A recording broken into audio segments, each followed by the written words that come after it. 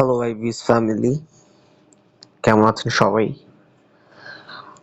আশা করি ভালো আছেন। তো আজকে আমি আপনাদের কিছু বায়োলজিক্যাল ফ্যাক্টর দেখাবো বা কিছু বায়োলজিক্যাল কথাবার্তা বলবো। অ্যাজ এ পিকচারে আপনারা দেখতেছেন যে পিকচারটা, এই পিকচারে অ্যাকচুয়ালি আমি তুলে ধরবো যে অ্যাকচুয়ালি আইবিএসটা যে ব্রেইন গাট ডিসঅর্ডার। আমি যে প্রত্যেকটা ভিডিওতে বলি যে it's a brain gut disorder. এটা ব্রেইন এবং গাট, এই যে অ্যাক্সিস, এই অ্যাক্সিসে প্রবলেম হয়। এই অ্যাক্সিসে প্রবলেম হয় দেখে আমাদের যে মেটাবলিজম সিস্টেম, এইটা ড্যামেজ হয়ে যায়, এটা নষ্ট হয়ে যায়। অ্যান্ড দ্যাটস ওয়াই আইবিএস এর সিমটমস, আইবিএস এর রিফ্লেক্স আমাদের বডিতে প্রিডমিনেন্ট হয়। তা আজকে এটার একটা ব্যাখ্যা আপনাদের আমি দিচ্ছি। যে এই পিকচারটা দেখতেছেন, এই পিকচারের এক পাশ হচ্ছে একটা স্টেবল মেন্টাল হেলথের একটা মানুষ, যে যার কোনো স্ট্রেস এনজাইটি নাই, যার কোনো ডিপ্রেশন নাই। হ্যাঁ, ঠিক আছে। তো লেফট দিকে যে পিকচারটা দেখতেছেন, এটা হচ্ছে একটা স্টেবল মেন্টাল হেলথের মানুষ, যার কোনো ক্রনিক স্ট্রেস ডিপ্রেশন কিছু নাই, এনজাইটি নাই। তার A to Z আমি এখন এখানে আপনাদের বুঝিয়ে বলতেছি, আপনারা বুঝবেন। যে যার স্টেবল মেন্টাল স্ট্যাটাস, সে যখন খাবারটা তার মুখে দিচ্ছে, ওইটা ইন্টেস্টাইন দিয়ে স্টোমাকে যাচ্ছে। ফাংশনাল মাইক্রোবায়োটা মানে ইন্টেস্টাইনে খাবারটা যাওয়ার পর খাবারটা ইনটেক্ট গ্যাস্ট্রো ইন্টেস্টাইনাল লাইনিং এ যাচ্ছে, এবং যাওয়ার পর এই খাবারটা কন্ট্রোল করতেছে আপনার ইনফ্লামেশন। যখন স্টোমাকে যায়, স্টোমাক থেকে যখন খাবারটা মানে ডাইজেশনে পৌঁছায়, তখনই আপনার যার মেন্টাল হেলথ ভালো, যার ব্রেন গাট অ্যাক্সিসে কোনো প্রবলেম নাই, তার ইনফ্লামেশন কন্ট্রোল হচ্ছে এবং তার গ্যাস্ট্রোইন্টেস্টাইনাল কমফোর্ট হচ্ছে। তার যে গ্যাস্ট্রোইন্টেস্টাইনাল যে সেন্সিটিভিটি, যে মোটিলিটি, এটা নর্মাল, এটা কমফোর্ট হচ্ছে, এবং তার কোলন যে ট্রানজিট টাইমটা, সেটা নর্মাল ট্রানজিট এবং ফ্রিকোয়েন্ট বাওয়েল মুভমেন্ট। হ্যাঁ, এবং তার বাওয়েল মুভমেন্ট ঠিক আছে। হ্যাঁ, তার সমস্যা নাই। লেফট পাশে যে মানুষটা দেখতেছেন, তার সমস্যা নাই। হ্যাঁ, আর রাইট পাশে যে ব্ল্যাক শ্যাডো যে পিকচারটা দেখতেছেন, তার ক্রনিক স্ট্রেস আছে, ডিপ্রেশন আছে, এংজাইটি আছে। এই যে কারণ, এখানে হচ্ছে কথা, এটাই হচ্ছে মূলত জানার বিষয়, বোঝার বিষয়। আপনি আইবিএস এর পেশেন্ট, আপনার ক্রনিক স্ট্রেস আছে, আপনার ডিপ্রেশন আছে, আপনার এংজাইটি আছে। এই ডিপ্রেশন করতেছে কি? ডিস্টার্বড গাট ব্রেইন অ্যাক্সিস, আপনার গাট এবং ব্রেইন অ্যাক্সিসকে ডিস্টার্ব করতেছে। যে এই যে যেখানে ফাংশনাল মাইক্রোবায়োটা যে লাইনিং ছিল, গ্যাস্ট্রোইন্টেস্টাইনাল লাইনিং, এই লাইনিং এ যখন খাবারটা যাচ্ছে, আপনারটা অলরেডি ডিস্টার্ব।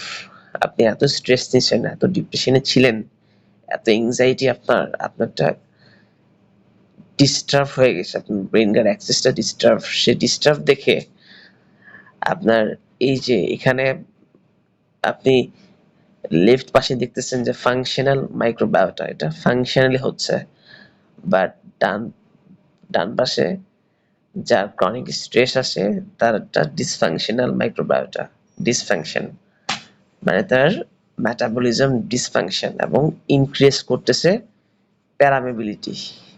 হ্যাঁ, প্যারামেবিলিটি ইনক্রিজ হয়ে যাচ্ছে, এবং এটা ইনক্রিজ হওয়ার ফলে আপনার যে খাবারটা যে ইন্টেলিজেন্স বা আপনার যে মেটাবলিজম বা মেটাবলিক যে কাজটা করে, খাবারটা পাকস্থলীতে যাওয়ার পর যে সেন্সিটিভিটি বা পাকস্থলীর যে মোটিলিটি এটা টোটালি চেঞ্জ হয়ে যায়।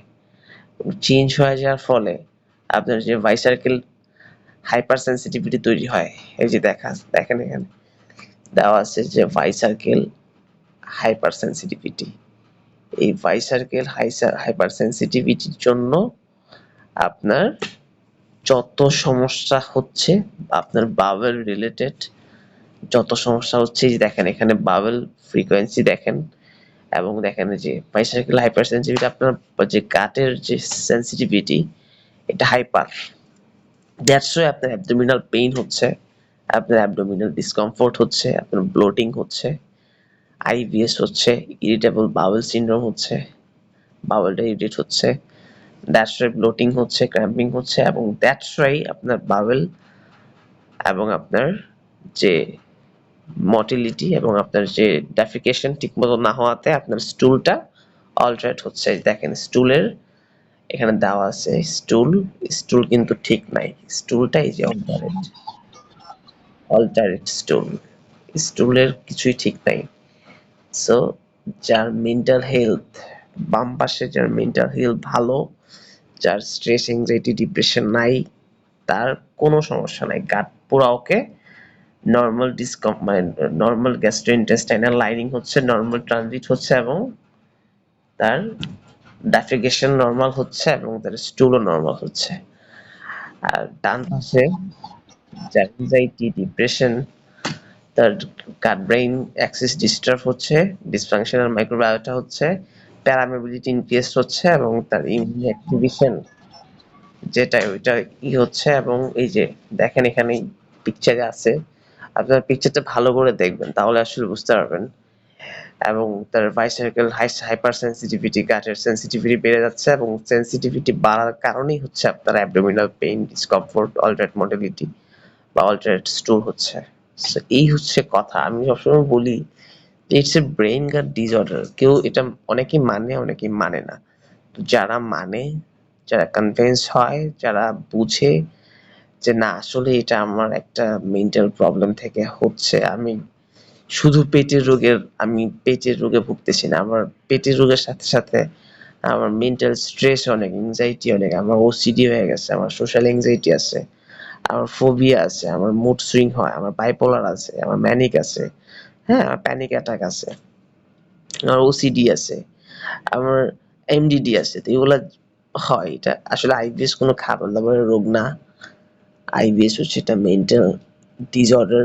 মেন্টাল বলতে ব্রেন গাট অ্যাক্সিসের প্রবলেম হয়তো, তো এটা ওই সরাসরি মেন্টাল বলা যায় না, কারণ হচ্ছে সরাসরি মেন্টাল বললে অনেকেই বলে যে আমি তো পাগল না, আমি তো পাগল না, সো আমি কেন বুঝবো বা আমি কেন এটা মানবো যে আমার মেন্টাল রোগ হয়েছে। আসলে মেন্টাল রোগ এটা মেন্টাল না, এটা হচ্ছে ফাংশনাল রোগ। হ্যাঁ, মেন্টাল বলতে একটা ফাংশনাল রোগ।